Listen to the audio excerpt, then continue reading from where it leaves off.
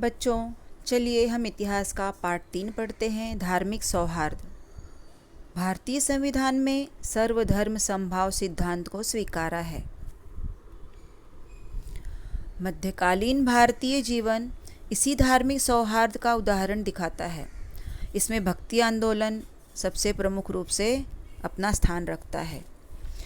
इसके तहत बच्चों, आप देख सकते हैं कि दक्षिण भारत में नयननार और आलवार भक्ति आंदोलन उदय हुई। नयननार शिव भक्त थे, आलवार विष्णु भक्त थे। शिव और विष्णु एक ही हैं, इसलिए आधा हिस्सा विष्णु आधा हिस्सा शंकर भगवान का लेकर के हरिहर की मूर्ति बनवाई गई और भक्ति आंदोलन में इनका समावेश हुआ। इस आंदोलन में ईश्वर प्रेम, मानवता, प्राणी मात्र के प्रति करुणा आदि मूल्यों की सीख दी गई।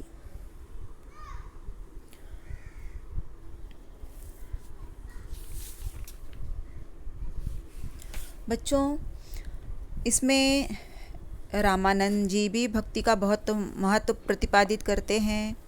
उत्तर भारत में संत कबीर का नाम सभी ने सुना है। इन्होंने तीर्थ स्थानों, व्रतों, मूर्ति पूजा इन सब को बिल्कुल महत्व नहीं दिया। इनके अनुसार सभी मानव एक हैं। जाति भेद, पंथ भेद, धर्म भेद इन्हें बिल्कुल मान्य नहीं था। इन्होंने हिंदू मुस्लिमों के बीच एकता स्थापित करने की बड़ी चेष्टा और बड़ा प्रयत्न किया। इसी प्रयत्न में बंगाल में महाप्रभु चैतन्य, जो बड़े कृष्ण भक्त थे, इन्होंने भी भक्ति आंदोलन में बढ़ चढ़कर हिस्सा लिया और इनके प्रभाव का हम असर देख सकते हैं कि असम में शंकर देव जी भी कृष्ण भक्ति के प्रचार प्रसार में जुट गए। गुजरात में नरसिंह मेहता जी वैष्णव संत हुए, ये भी कृष्ण के अनन्य भक्त थे। बच्चों, ऐसे ही कई भक्तों की बात इस भक्ति आंदोलन में हमको पता चलेगी। मीराबाई का नाम कौन नहीं जानता। ये कृष्ण भक्ति के प्रति इतनी दीवानी थी कि राजवंश का सुख त्याग कर भक्ति में तल्लीन हो गई। इन्होंने गुजराती और राजस्थानी में भक्ति पदों की रचना की। इन भक्ति पदों से मानवता का संदेश और सहिष्णुता का संदेश हमें अच्छे तरीके से समझ में आता है।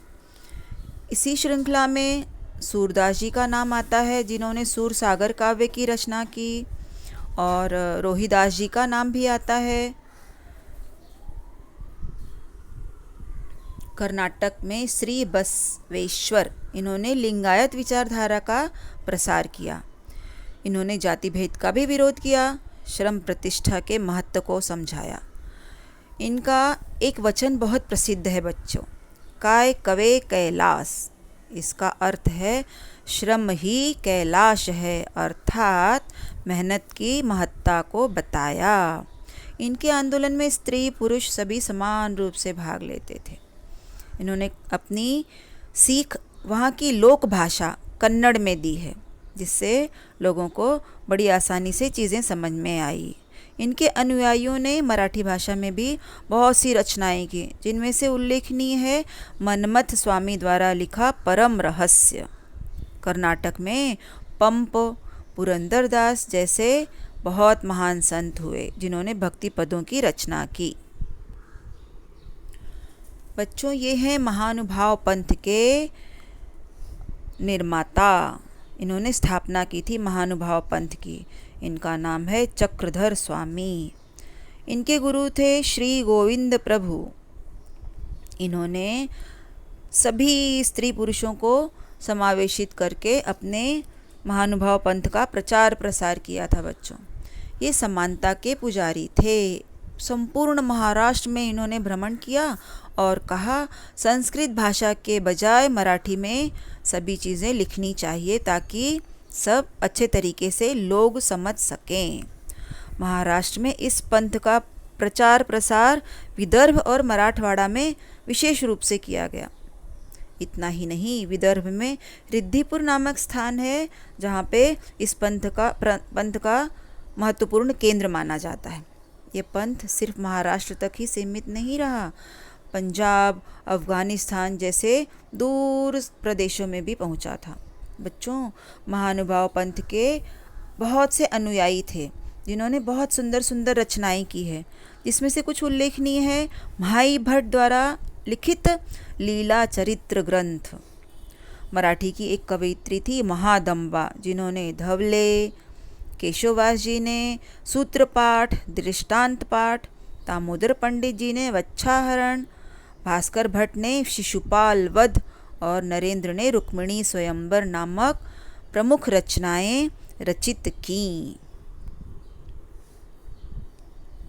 बच्चों, आप इस चित्र देख के समझ ही रहे होंगे कि ये गुरु नानक दास जी का है। गुरु नानक जी सिख धर्म के प्रवर्तक और प्रथम गुरु थे। इनके बहुत से नामी गिरामी कार्यों में यह आता है कि वे हिंदू मुस्लिम दोनों तीर्थ स्थानों पर गए थे। वे मक्का भी गए थे और दोनों तरफ भक्तिभाव समान रूप से रखते थे। इनकी प्रमुख सीख क्या थी? एक जैसा आचरण सभी के साथ करना। हिंदू मुस्लिम एकता के लिए इन्होंने बहुत से उपदेश दिए। शुद्ध आचरण पर विशेष बल देते थे। गुरु नानक जी के उपदेशों से प्रभावित होकर उनके शिष्यों की संख्या दिन दूनी रात चौगुनी बढ़ती गई। इनके अनुयायियों को शिष्य अर्थात सिख कहते हैं। बच्चों, गुरु ग्रंथ साहिब इनका पवित्र ग्रंथ माना जाता है। इनके ग्रंथ में गुरु नानक जी की रचनाओं का तो समावेश है ही, संत नामदेव जी, संत कबीरदास जी जैसे संतों की रचनाएं भी सम्मिलित हैं। गुरु नानक के पश्चात सिखों के 9 गुरु हुए। बच्चों, गुरु गोविंद सिंह जी 10वें गुरु थे।